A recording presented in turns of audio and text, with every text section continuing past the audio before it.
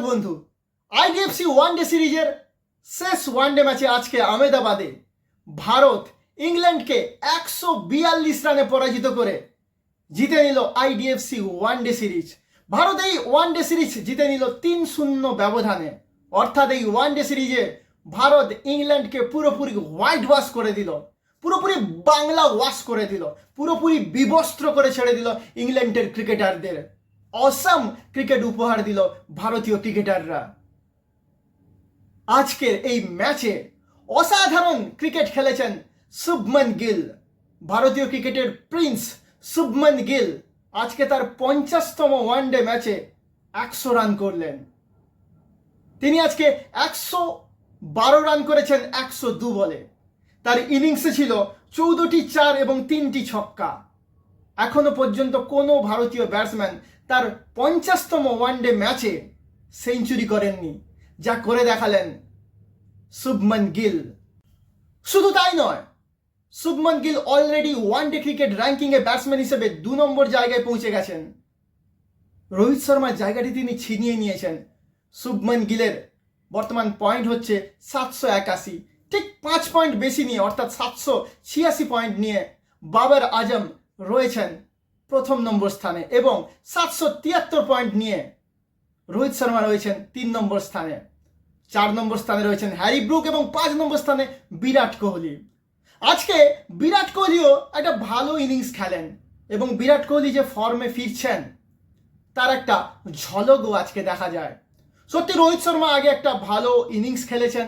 আজকে তিনি 1 রানে আউট হলেও আগের ইনিংস থেকে পরিষ্কারভাবে বোঝা যাচ্ছে, যে ইনিংসে তিনি 100 রান করলেন সেই ইনিংস থেকে পরিষ্কার বোঝা যাচ্ছে যে রোহিত শর্মা ফর্মে ফিরেছেন।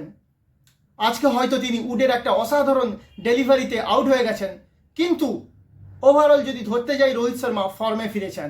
আজকে বিরাট কোহলি 55 বলে যে 52 রানের ইনিংস খেললেন তা সত্যি দেখে আমাদের ভালো লেগেছে। যাই হোক, বিরাট কোহলি ফর্মে ফিরছেন, এটা খুব ভালো কথা। কারণ চ্যাম্পিয়ন্স ট্রফিতে যদি ভারতকে ভালো কিছু করতে হয় তাহলে রোহিত শর্মার পাশাপাশি বিরাট কোহলিকেও ভারতের হয়ে অবদান রাখতে হবে, তবেই একমাত্র ভারতের এই চ্যাম্পিয়ন্স ট্রফি জেতা সম্ভব।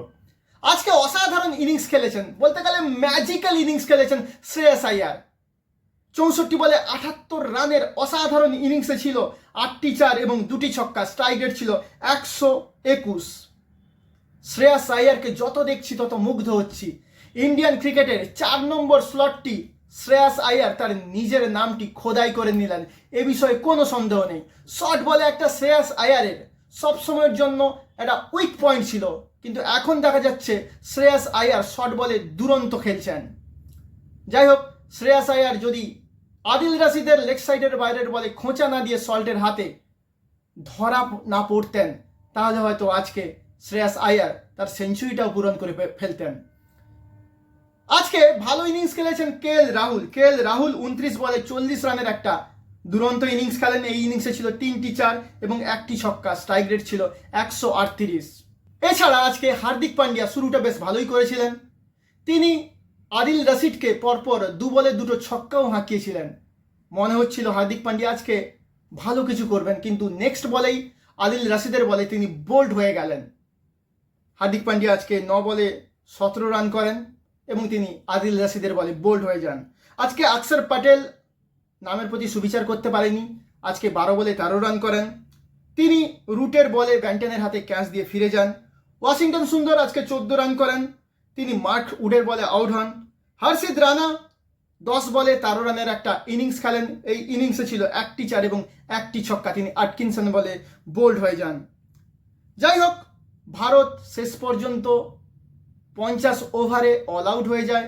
তারা 356 রানের একটা বিশাল স্কোর খাড়া করে। ভারত শেষ 10 ওভারে মাত্র 80 রান তুলতে সক্ষম হয়। ইংল্যান্ড খেলায় ব্যাক করে, না হলে আজকে রান হয়তো 356 জায়গায় 370-80ও হতে পারত।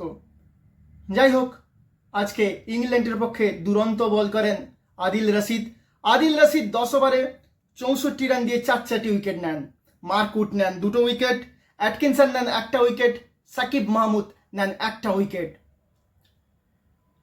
এরপর ব্যাট করতে নামে ইংল্যান্ড। এই মাঠে, অর্থাৎ আহমেদাবাদের এই মাঠে এখনো পর্যন্ত যে হাইয়েস্ট রান চেস হয়েছিল তা হচ্ছে 283।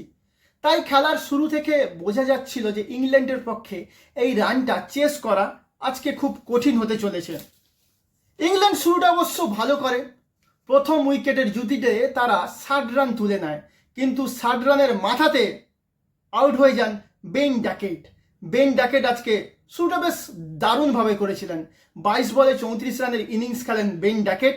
তিনি আর্শদীপ সিং এর বলে রোহিত শর্মার হাতে ক্যাচ দিয়ে প্যাভিলিয়নে ফিরে যান। এরপর দলীয় রান যখন 80 তখন আরেক ওপেনার ফিল সল্ট 21 বলে 23 রান করে প্যাভিলিয়নে ফিরে যান। এর উইকেটটিও নেন আর্শদীপ সিং, অর্থাৎ দুই ওপেনার ড্যাকেট এবং ফিল সল্টের উইকেট নিয়ে নেন আর্শদীপ সিং। এরপর টম ব্যান্টনও আজকে দারুণ ব্যাট করেন। তিনি 41 বলে 38 রানের একটা দুরন্ত ইনিংস খেলেন। এই ইনিংসে ছিল 4টি 4 এবং 2টি ছক্কা। তিনি কুলদীপের বলে রাহুলের হাতে ক্যাচ দিয়ে ফিরে যান। জো রুট আজকে নামের প্রতি সুবিচার করতে পারেননি, তাকে বোল্ড করেন আকসার প্যাটেল। তিনি আজকে 29 বলে 24 রান করেন।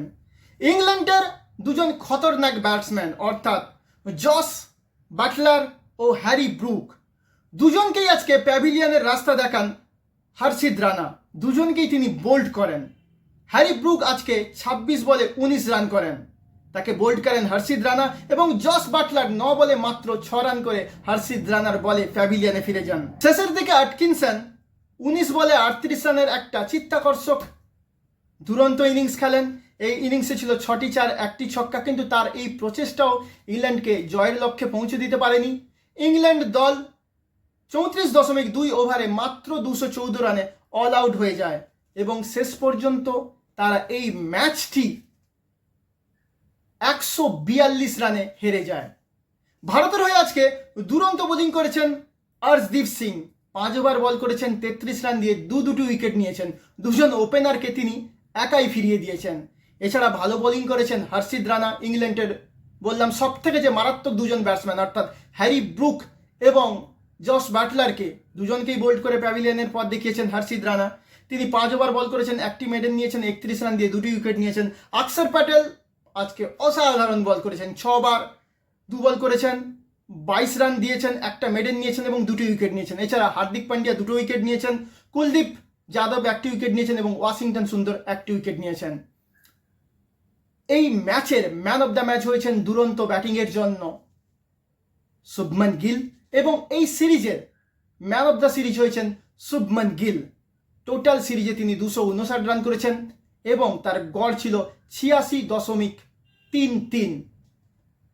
চ্যাম্পিয়ন্স ট্রফির আগে শুভমন গিলের এমন পারফরমেন্স ভারতীয় দলকে বুস্ট আপ করবে এবং রোহিত শর্মা এবং বিরাট কোহলির ফর্মে ফেরাও ভারতীয় দলকে অনেকখানি চ্যাম্পিয়ন্স ট্রফি জিততে সহায়তা করবে বলে আমি মনে করি। অবশেষে দর্শক বন্ধু আমার এই চ্যানেলটাকে সাবস্ক্রাইব করবেন এবং আমাকে আরও মোটিভেট করবেন। Thank you very much.